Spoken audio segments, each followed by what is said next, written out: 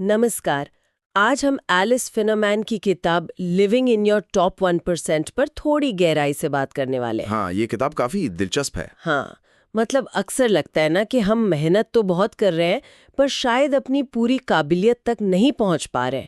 तो फिनोमैन की किताब इसी बारे में सोचने का एक अलग नजरिया देती है। बिल्कुल। हमारे पास कुछ रिव्यूज हैं इस किताब के और हम समझना चाहते हैं कि ये टॉप 1% मानसिकता जिसकी बात होती है ये असल में है क्या। हाँ, और देखिए सबसे पहले ये साफ करना बहुत जरूरी है कि यहाँ टॉप 1% का मतलब वो नहीं जो हम आमतौर पर सोचते हैं, पैसा या दूसरों से बेहतर होना। अच्छा, तो फिर क्या है? फिनोमेन का जोर इस बात पर है कि हम अपना सबसे अच्छा संस्करण कैसे बने।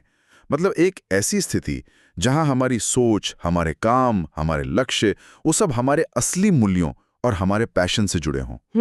ये कोई बाहरी तुलना नहीं है, ये अंदरूनी तालमेल, अलाइनमेंट की बात है। दिलचस्प। तो अगर ये पैसे या सोशल स्टेटस के बारे में नहीं है, तो फिर इस टॉप 1% मानसिकता वाले इंसान में खास क्या होता है? क्या लक्षण होते हैं? रिव्यू में कुछ पॉइंट्स थे शायद। हाँ हाँ, और वो बिल्कुल बुनियाद की तरह है। सबसे अहम है अपनी जिंदगी की पूरी जिम्मेदारी लेना। पूरी जिम्मेदारी। हाँ, मतलब हालात या दूसरों पर दोष डालने के बजाय ये मानना कि आपकी जिंदगी की दिशा काफी हद तक आपके अपने कंट्रोल में है। ये सोच आपको, आप कह सकते हैं, एक विक्टिम बनने से रोकती है और आपको अपनी लाइफ का क्रिएटर बनाती है। लेकिन क्या ये पूरी जिम्मेदारी वाली बात थोड़ी ज्यादा नहीं है? मतलब कभी-कभी बाहरी हालात तो सच में हमें रोकते हैं ना? देखिए, ये बहुत जरूरी सवाल है। जिम्मेदारी लेने का मतलब ये नहीं कि आप बाहरी मुश्किलों को नजरअंदाज कर दें। नहीं, बिल्कुल नहीं।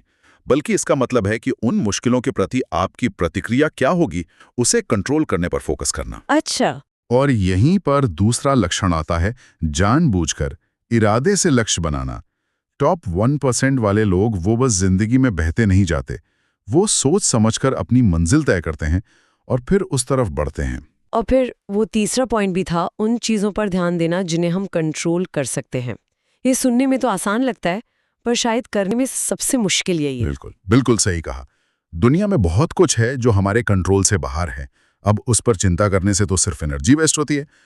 फिनरमैन कहती हैं कि टॉप 1% वाले लोग अपनी एनर्जी उन चीजों पर लगाते हैं जिन्हें वो वाकई बदल सकते हैं, जैसे अपनी सोच, अपनी मानसिकता, माइंडसेट। हाँ। हाँ, अपनी आदतें, हैबिट्स और अपने रिस्पॉन्सेज, अपनी प्रतिक्रियाएं। और ये इसलिए इतना पावरफुल है क्योंकि ये चिंता कम करता है और सारी एनर्जी वहीं लगाता है जहां हम सच में कुछ फर्क ला सकते हैं।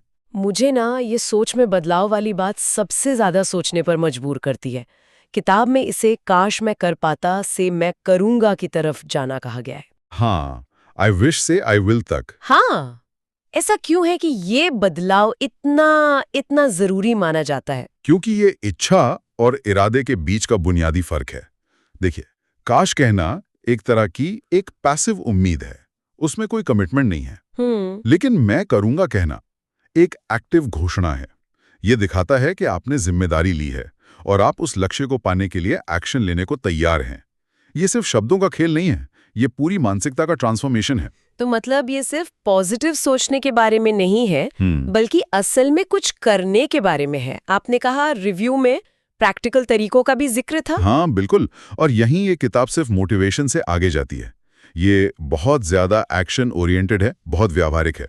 इसमें ठोस सुझाव हैं, सवाल हैं, एक्सरसाइज हैं। जैसे इसमें 9 आदतें या रिचुअल्स बताए गए हैं।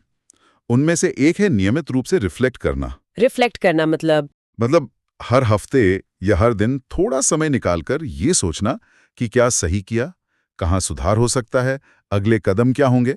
ये सिर्फ सोचना नहीं है, ये एक्टिवली अपनी प्रोग्रेस को जांचना और उसे दिशा देना है। अच्छा, तो अगर हम आज की इस पूरी बातचीत का सार निकालें, तो मुख्य बातें क्या होंगी? पहली बात तो यह कि सच्ची सफलता का मतलब है अपने लक्ष्यों, अपने मूल्यों और अपने कामों के बीच एक तालमेल, एक अलाइनमेंट बनाना। ठीक है। दूसरी, आपकी सोच, आपकी मानसिकता सबसे ऊपर है। एक ग्रोथ माइंडसेट डर को फोकस में बदल सकता है। और तीसरी? टॉप 1% वाले लोग सोच समझकर, जानबूझकर काम करते हैं। वो प्लान बनाते हैं, अपने एक्शन पर सोचते हैं और लगातार सीखते और बेहतर होते जाते हैं।